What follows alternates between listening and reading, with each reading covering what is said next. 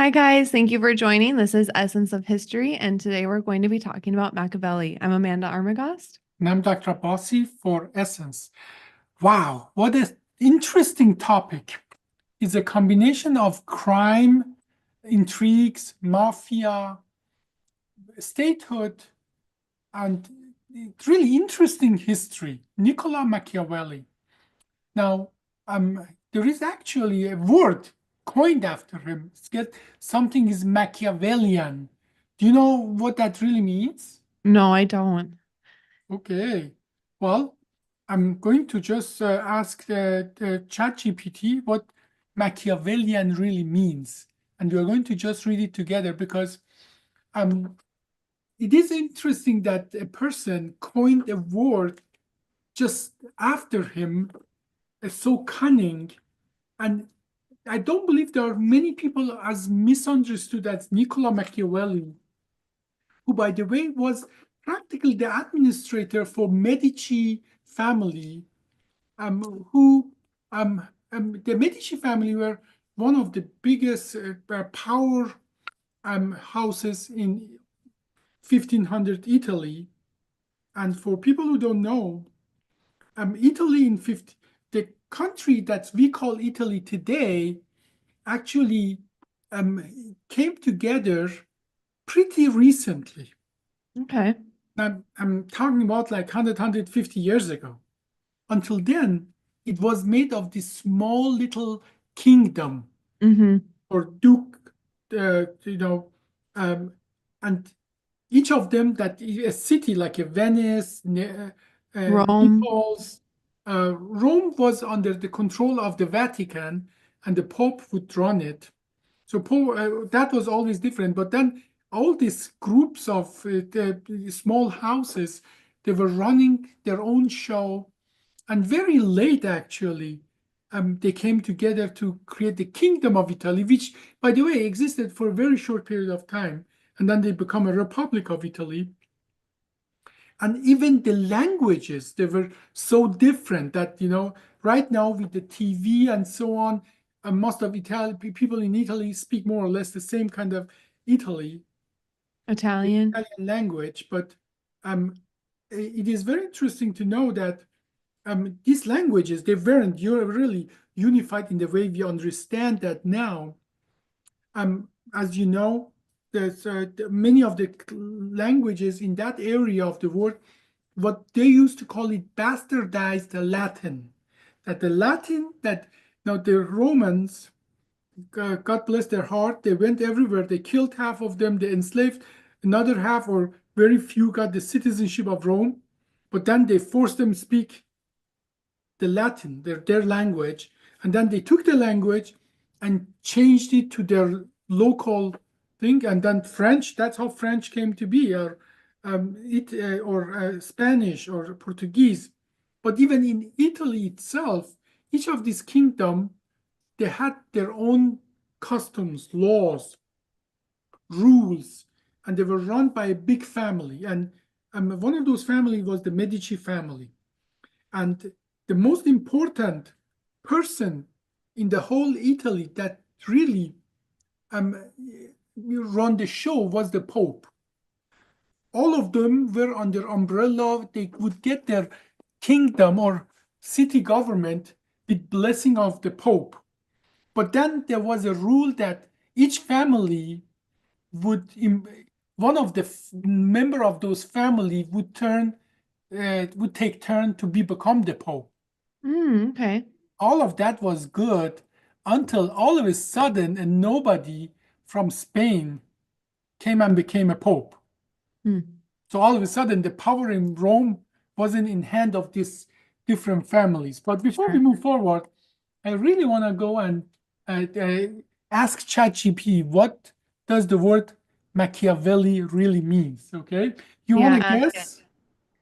Um, just from I think I hope I'm not getting this wrong, but from the 48 laws of power, I think that they do use the term Machiavellian and they refer to him a lot, I think, as kind of like a master. I'm not saying this in a mean way, but like a master manipulator. Yeah, yeah, it's actually a bad word.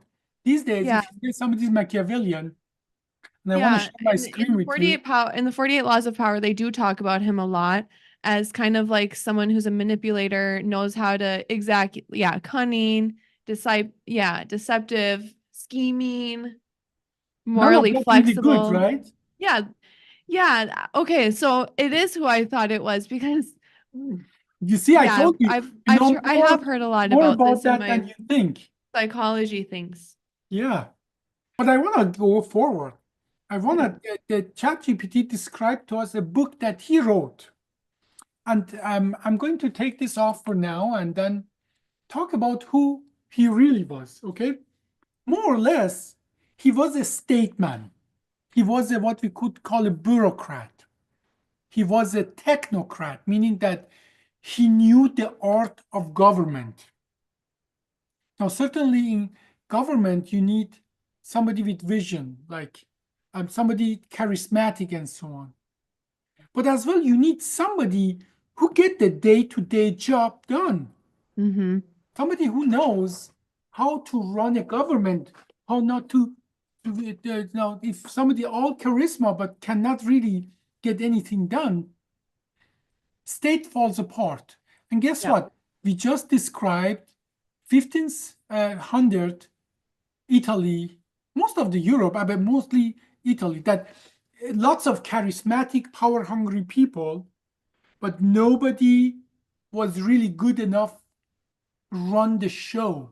True, And but that, to give them credit, in order to run the show, you do have to have some charisma because I think right now in current times, we have a really good example of someone who's power hungry and not charismatic. So they don't even try and make relationships. They don't care about relationships. They don't care about destroying relationships or anything like that. So there should be some balance between there should be charisma always some and balance. action. No, but if you're referring to Trump, I think he's extremely charismatic toward his own base. Yeah, but He I think drew part of them, being charismatic, to be charismatic, it's not just towards your own base, towards who, like, but it's this is towards allies, things like but this that. is this is what we are going to go back in time in 1500 and talk about. There were a lots of power hungry principalities, they used to call them, and Italy was in a perpetual war. Hmm. It was war, war, war. Only thing they had in common, they would respect the Pope in Vatican. But even that was then that came crumbling after all of a sudden not one of those family appointed the Pope, but a very little known, very smart um, person became the Pope who came from Spain, and that was the so-called Pope Alexander II, or the so-called Borgia Pope. Have you heard of him? Yeah. Yes. See, you know more than you think you know about this thing. Now, in that time, actually through a lot of intrigues, Pope Alexander or Borgia became Pope. Now, I mean, that's something we will maybe frown upon, but Pope Alexander had lots of mistresses, was married, has children. Machiavelli, the book Prince, actually is written about Cesar Borgia, or what they would call Cesare Borgia.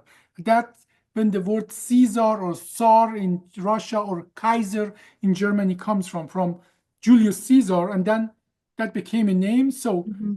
um, what I want to show you is one of the, as a matter of fact, it was a scandal in Rome. I mean, Rome was all made of scandals. I mean, everything was scandalous in Rome. But what I want to just uh, show you, I want to show you a picture of Cesare Borgia first, okay? What are you able to see here, Amanda? Describe what you're able to see. It looks like the picture on my grandma's wall in her bedroom. It is picture of Jesus, isn't it? Yeah. Now, as you know, or everybody should know, Jesus was a Middle Eastern. He was a Jew, right? He was not a European. But Yep. and there weren't really pictures of Jesus around. But Pope Alexander took a picture of his own son Cesare and sent it to all churches. They said, this is the picture of Jesus. And they put it up in their, and that is hence we end up with typical picture of Jesus that is on the wall of your grandmother. And is it true that before that there was no picture of Jesus? Because isn't he supposed to be faceless? Yeah, well, nobody really knows how Jesus looked like, but we know he was not European. I Yeah, think that part we know, right? Um, so he didn't grow up in England or Germany or France. He was a right. Middle Eastern Jew in today's Israel and Palestine. Now, and definitely he didn't look like that, white, blonde, and so on and so forth. Either way, um, what let me tell you why we are going to keep Borgias for a different setting, but let me tell you why um, Pope Alexander really loved um, Caesar so much. Pope Alexander was a very ambitious man, and his older son, he was a womanizer, drunk, always. He was no good, one of those Hmm. no good.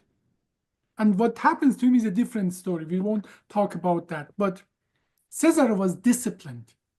As a matter of fact, Caesar wanted to become a priest, but Pope Alexander told him, no, you cannot be a priest. As he wanted, all these different kingdom in Italy, there would be son after father always. But Rome, the Pope, was not hereditary. It was those families, they would choose one of them, take turn, okay?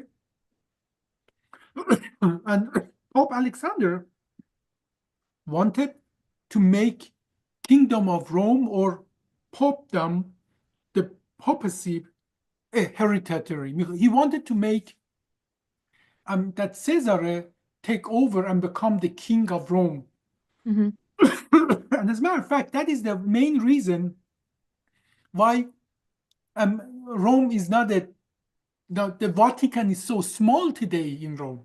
Vatican is like a smallest part of the Rome because after they did see what Pope Alexander is going wanted to do, all these families came together to exactly prevent that. Hmm. Now, but But why? Why did they want to prevent that? because you see, the Pope was the head of the state, like a Queen of England or King of England, for many of these principalities. Hmm. Okay. And there was a reason they wanted to be that it changes hands. So not one family become stronger than the other. Sure. And if it become hereditary, then literally um, the power would concentrate in It'd be more one family. like a king than a pope then, right? Well, If it it would were become a king hereditary. that is stronger than other king because officially that was he would give his blessing for a new king or Yeah, duke or something to have the power and so on. sure. And more or less, um, what was happening there is like there were like six, seven, eight, nine small kingdom. Few of them would ally together against one and then another, and the Pope or the Rome would always mediate between them, as like just keep the peace between the very naughty children and families and so on. He would mediate them and keep a relative peace. Now, until Pope Alexander has this ambition for his son Cesar Borgia. Now, obviously, Cesare would travel to these small little principalities and create alliances and so on and so forth. But and in one of in like early on, actually, Machiavelli took notice of Cesare, and he was so impressed with discipline and the intelligence of Cesare that he wrote that book, what we call The Prince. It's not a very long book.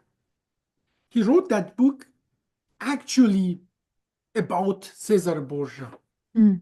Now, what is important about now? Let's go back where we wanted to talk about. Let's talk about Niccolò Machiavelli, and let's talk about Prince. So Machiavelli come from a very humble background.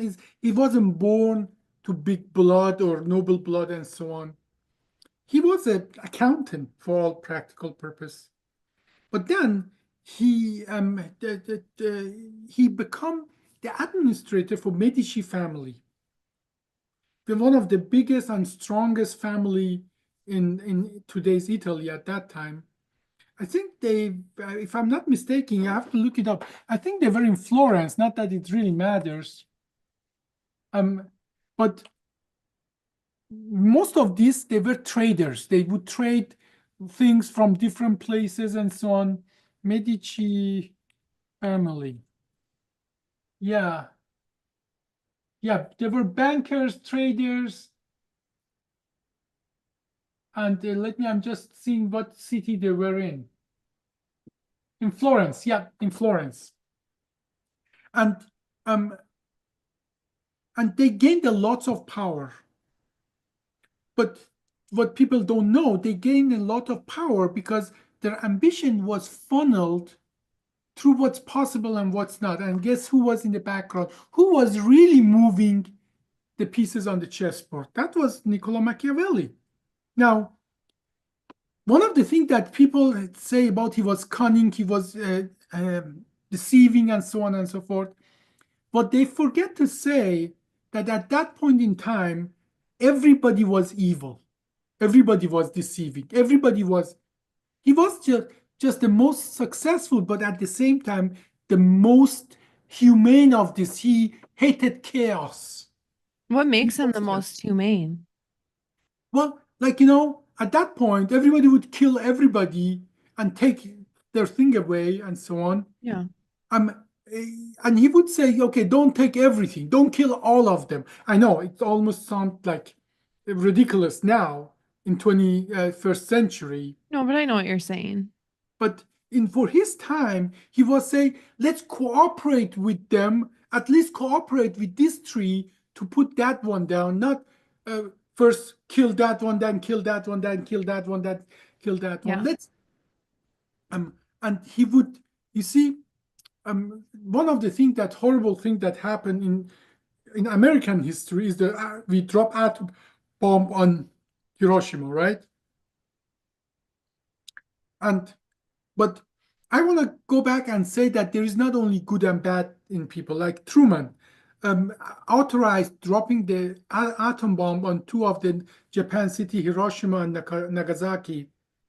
But what people need to know is that they did a calculation based on one of the island that American took over, and they saw how much Japanese and how much American died to take a small island, Okinawa. They calculated if it doesn't come to a conclusion, there will about 5 to 7 times more American and about 20 times more Japanese will die. They knew that a lot of innocent people will die with those bombs, but they did a calculation. Now imagine you are the person that you have to make the decision to drop a bomb that will obliterate like 100,000 people. Imagine you are that person that have to make a decision, but it is not an easy decision to make if you are a good person. It is an easy decision to make if you are an evil person. Now, Truman wasn't evil. Truly, he was not evil. But he had this calculation. Do I let over the next 4 years or next 2 years, because they would fight literally teeth and claws for every square feet. Do I let that happen, or do I show them there is no future? So he authorized dropping of the atom bombs. Okay, now imagine what he did is Machiavellian. It was evil in the face of it, but it was for the better good of the even Japanese, because then they surrendered, and then the rest is the history. Now, that is who Machiavelli was. He was willing to do small evil. And one of the things that is attributed to him is that the end justifies the mean. Yeah. And now we in our sensibility today, we usually don't agree with that. Like you cannot kill one person, even if you think you're going to save 10 people. You cannot do that. Yeah, because that's kind of like the mood I was having. Like, I'm not really in the mood to justify dropping bombs or to have empathy for people for making that decision, but I understand it. Like, someone has to make the decision, but Yeah, I I mean guess that I'm is just that not is the person to hold space for that. yeah. And um and and what what Niccolò Machiavelli did was exactly making these intrigues in the background to reduce the damage.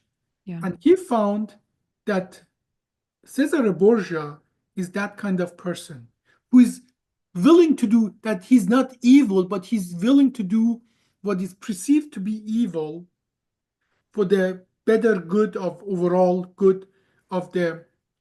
Well, it's not a very long book. It's a very short book, actually, but I think everybody should read that.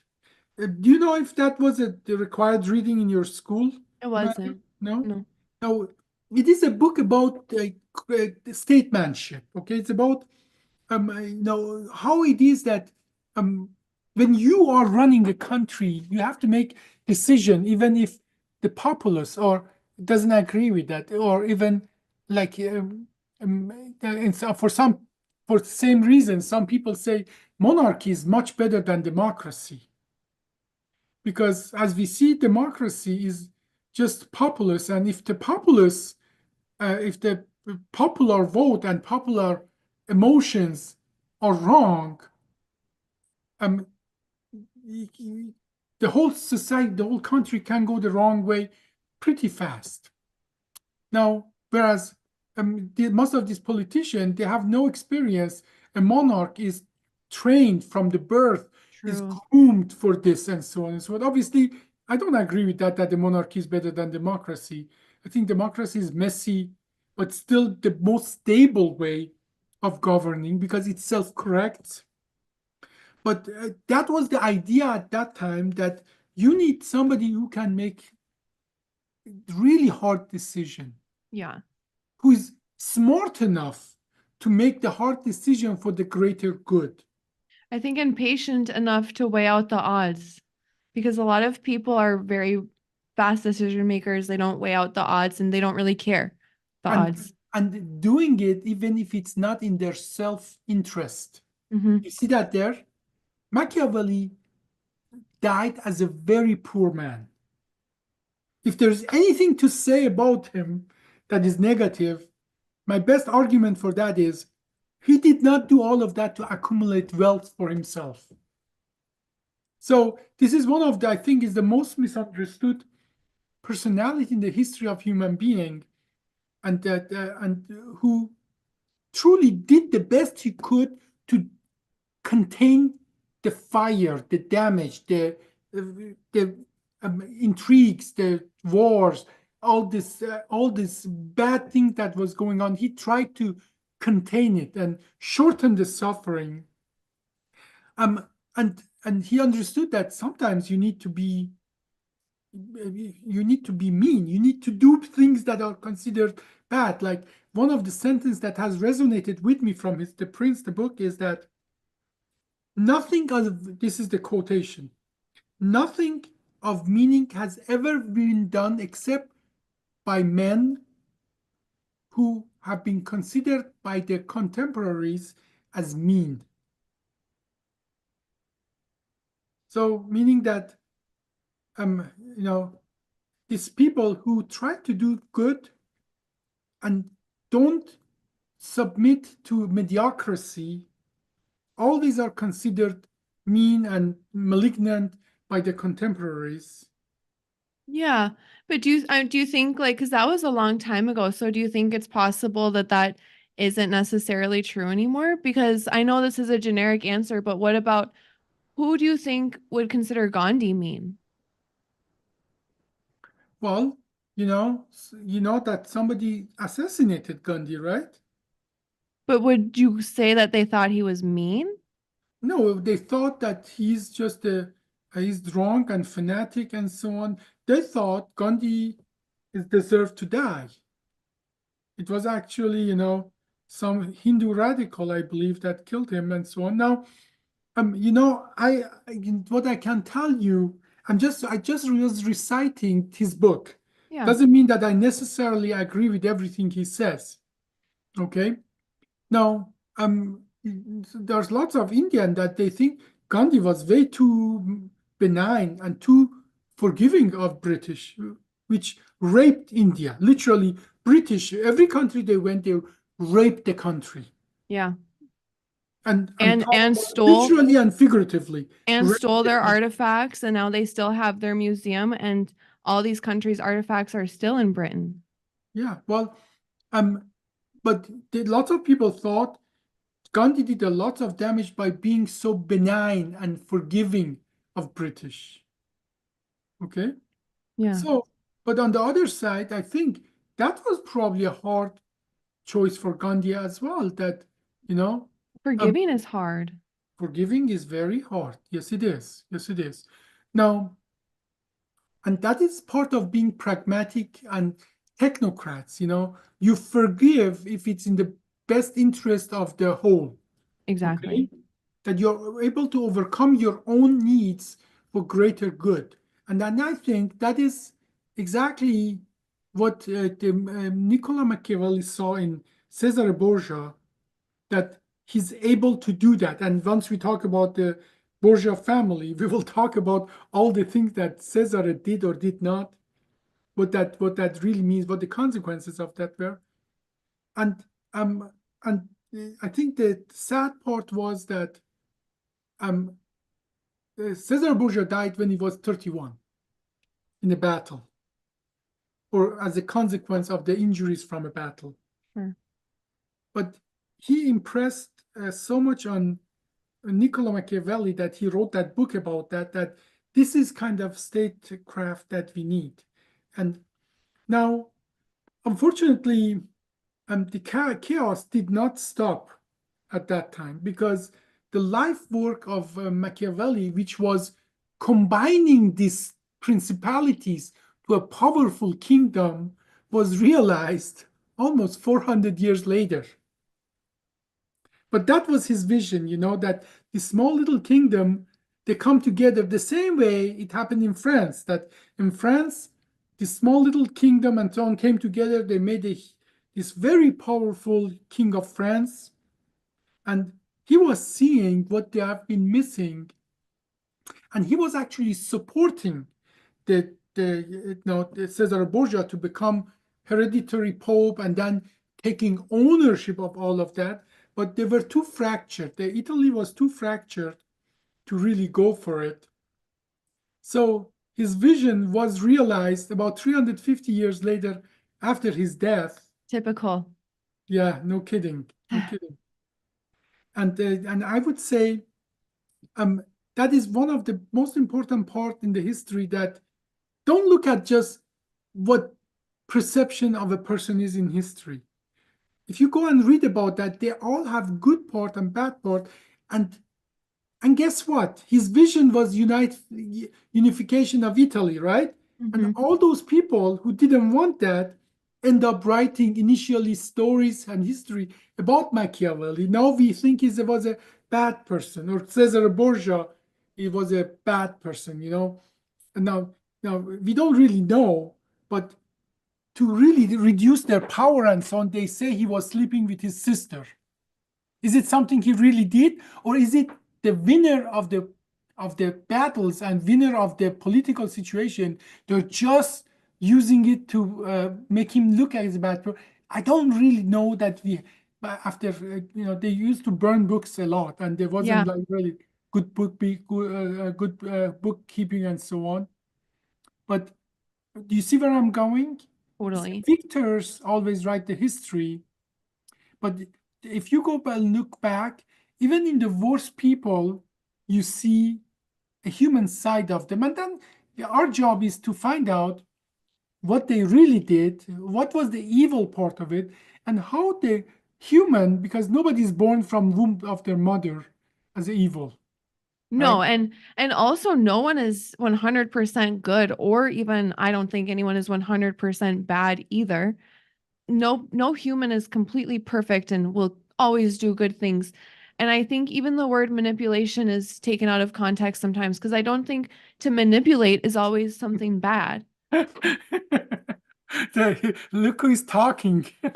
And also his pretty much like philosophy, isn't that Immanuel Kant's philosophy, the greatest good for the greatest number of people? It's Yeah, it's yeah, been lots of carried. people support that, but as well, though, it's about graduation. It's not like good and bad. It's about like, but the ability to take it literally and say, if I do this, 100 people die. If I do this, 105 people die. So I actively am going to go and sacrifice these 100 people for 105 people. That cold calculation, what we would call heartless calculation, oh, let's save everybody. Reality is not, that's not always possible. Um, and that is that what we call today the Niccolò Machiavelli's legacy, that cold hard calculation about how to calculate. Now we can be wrong with that and so on, but you see, yes, like somebody like Stalin, he was not Machiavellian. He wasn't looking for greater good. He was a power hungry, small ego. He was truly evil. He was just doing damage as long as it was good for him. Mhm. Okay. At least I can say about Hitler, he wanted the power and glory for the Germans, the superior race, and so on. But, and he killed a lots of other people. Stalin killed his own people for his own benefit. And but when we look back at Machiavelli and all the intrigues and what we consider today horrible, they are horrible things that he did and so on, like backstabbing and killing and intrigues and so on and so forth. If you look at the history, he was always having his eyes on the big prize, a unified Yeah. Italy that is at par with Kingdom of France. Yeah, and I hate to say this because it's not something that I personally do, but I think also when we look at history and we are saying, is this a good person or a bad person or what have they done? We also need to look at what else was happening at that time. Exactly. Because you said backstabbing, but then also in the beginning of the thing, we talked about Rome was full of backstabbing. So Everybody why was a is, backstabber. yeah, everyone was a backstabber. So him being a backstabber is, it's not really him being bad at that time. Yeah. Today we would think it's bad, Yeah. but That is one of the things that I think everybody should know that tell let you talked about the Gandhi. I can tell you stories about the Gandhi. You talk about Mother Teresa. I can tell you stories about Mother Teresa. You people talk even say Jesus was not a good guy. well, Jesus, like well let's every talk. person, he had good intents, but not every, like there's no person in the world who is completely an angel and has never done anything wrong. But what I'm getting at is that we have to consider people within the context of their time. Yeah, that's what I'm Okay. saying. And now, if we take anybody, and transferring from their time to 2021 or 2025, they're all our heroes are criminals. Martin Luther King Jr. I can tell you stories about him. Okay, he's one of our heroes, right? Yeah. And so on and so forth. So this idea that we glorify a person and take their humanity literally away because they're human. Humans have good part, bad part, highs and lows, and so on. But when Yeah. we take this, glorify somebody, we make them prophets in a way that they can do no wrong. That takes their humanity away. They are not human anymore. They are just a figure of our imagination that there's everything they do is good and so on and so forth. And if you look at Niccolò Machiavelli and Cesar Borgia in the context of we see at least they have that in advance of their peers, that they have a vision that vision is does least harm to the bigger group of people in their time. Yeah. So I think we should just leave it at that. But if you have not, please read the book Prince. It's about, probably you can read it in 1 day or 2 days max. It's not a very long book. And don't read it as try to read it as somebody who is, and the book helps you to do that. Read it as somebody who lives in 1500 Italy, not as somebody who lives in 2025 in United States of America, okay? And then you get the best, really feeling and understanding out of that book. Well, thank you guys for watching. This was Essence of History, and we talked about Machiavelli. I'm Amanda Armagost. And I'm Dr. Abbasi for Essence. Thank you for joining us. Thanks, guys.